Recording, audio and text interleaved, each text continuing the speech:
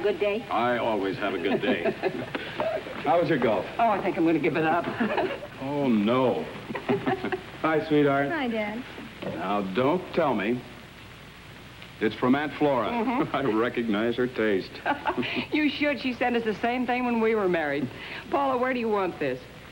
Put it with the others in Dad's den. Dad's den? Oh, that's a joke. With all of this kind of stuff, it's beginning to look like a department store or a pawn shop. Cheer up. It's only for 2 more weeks, and then you'll be rid of me and the wedding presents for good. I suppose we can put up with her another 2 weeks, can't we, honey? I think so. Did you know a man named Alfred Martin? I don't think so. Why? Well, listen to this. Petitions bearing the signatures of more than 200 local residents have been forwarded to Governor Warren B. Stanton requesting intervention in forthcoming extradition proceedings against ex-convict Albert J. Milne, 39 of 137 South Street. Milne, who was arrested on a fugitive warrant dating back more than 15 years, was apprehended after an FBI check of fingerprints submitted by a local bonding company. He was identified as Alfred Martin of Warrensville. Here, let me see that.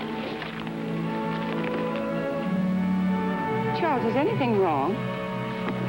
No, of course not, honey. It's just a nasty situation, that's all. A man being sent back to prison after 15 years. Are you sure you don't know him? After all, you're about the same age, and Warrensville was a pretty small town in those days.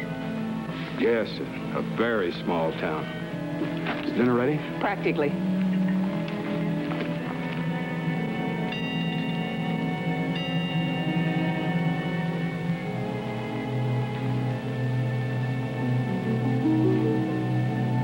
It's after 2 o'clock. Come on to bed.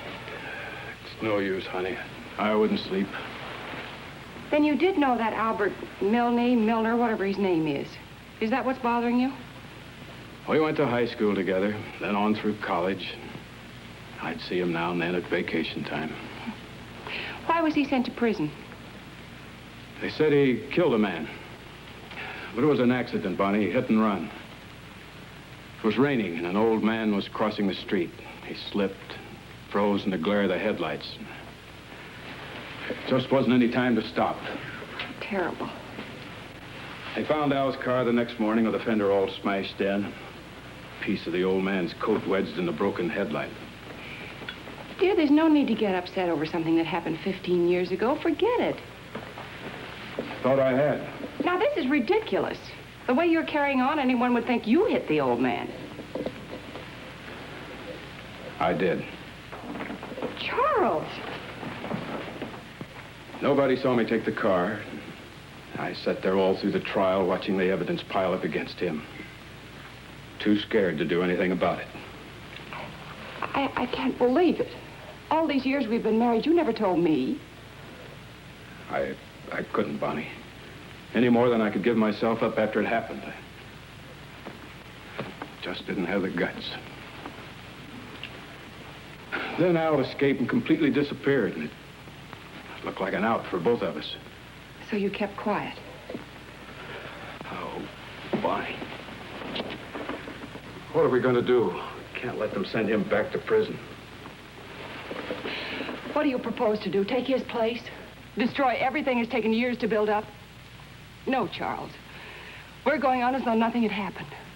We're going to forget you ever heard of that man.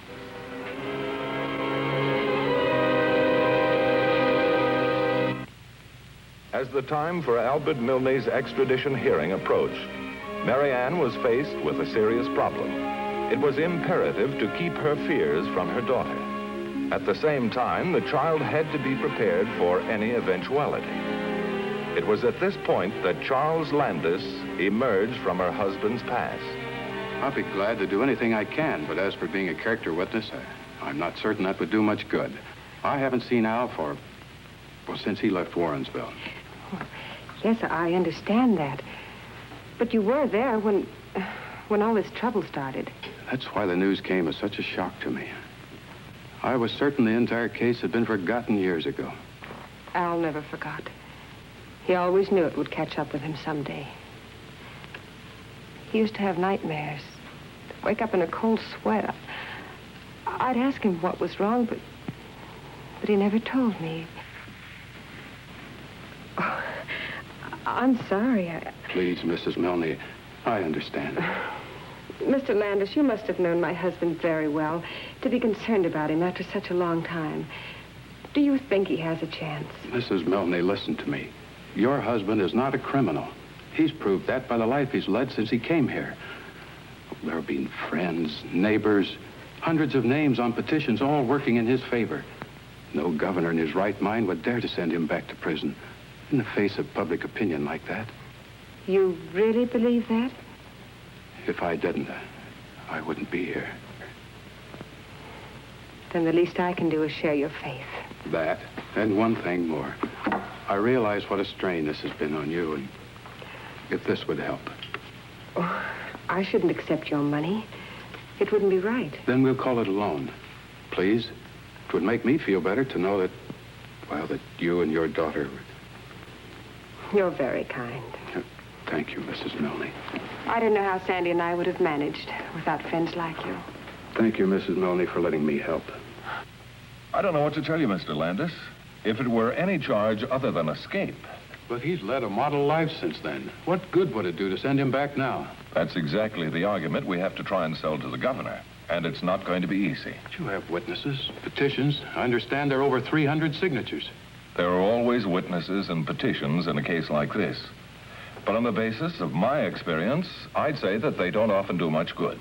Well, then would it do any good to see the governor in advance of the hearing? Well, he's a reasonable man. It can't do any harm. I'll get on it right away, then. Oh, and there's one other thing you might do, Mr. Landis. Go see Albert Milne.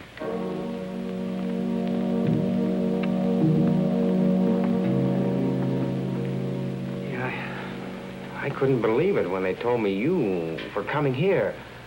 You turning up out of nowhere. It still doesn't seem possible.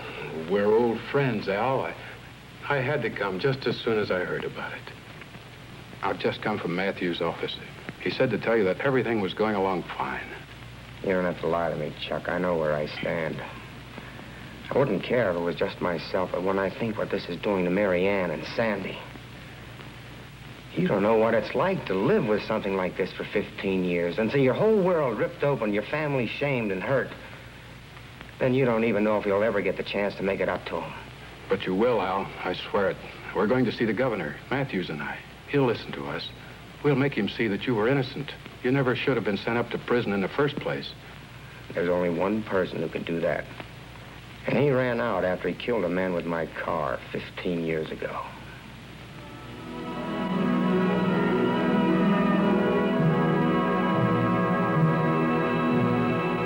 But this is an exceptional case, Governor. The vast amount of public interest is proof of that. I've seen some of their petitions. Still, you must concede their appeal is based primarily on emotion, and as such can have little bearing on the legal aspects of the case. Legal aspects. Begging your pardon, sir, but can you explain those to a little girl when they take away her father for something that happened before she was born? Mr. Landis, I'd like to help you, but the principle of extradition works two ways.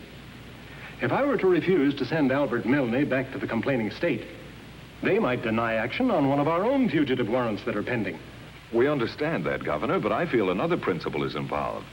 The purpose of our entire penal system is not punishment, but rehabilitation. Well, Albert Milne has proven himself a worthwhile citizen of the community in 100 different ways. I assure you, gentlemen, that'll be taken into consideration. However, in view of this conversation, I feel that I should disqualify myself from any further participation in the case. I'll appoint a special commissioner to conduct the hearing and accept his decision as final. Governor, what do you mean by a special commissioner? You can always appeal to the governor of a state on personal grounds. But with a special commissioner, it's strictly according to law. Thank you very much, sir. I'm sorry to have taken up so much